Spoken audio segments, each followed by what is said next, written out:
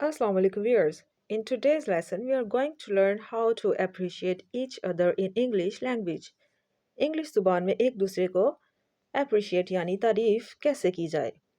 So first we have hats off यानी कि तालियां. Hats off. Next we have that was quick. ये काफी तेज था.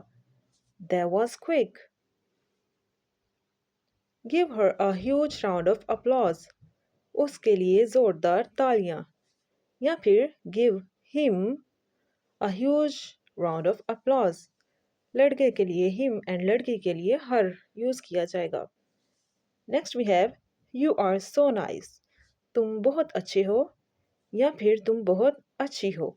You are so nice. Next we have you are an amazing person. आप एक हैरत अंगेज शख्स हैं या फिर आप एक बहुत अच्छे इंसान हैं.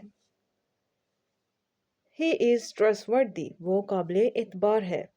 या फिर she is trustworthy. वो काबिल एतबार है. So thoughtful of you. आप बहुत सोच समझकर चलते हैं. So thoughtful of you. Thank you for setting up a great example. एक बेहतरीन मिसाल कायम करने के लिए आपका शुक्रिया.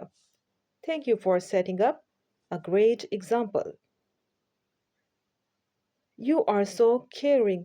आप बहुत ख्याल रखने वाले हैं. You are so caring. Thank you for being so helpful. बहुत मददगार होने के लिए आपका शुक्रिया. या फिर Thanks for the help. मदद के लिए आपका शुक्रिया. So viewers, thank you for the help and thank you for being so helpful. दोनों ही चलेंगे.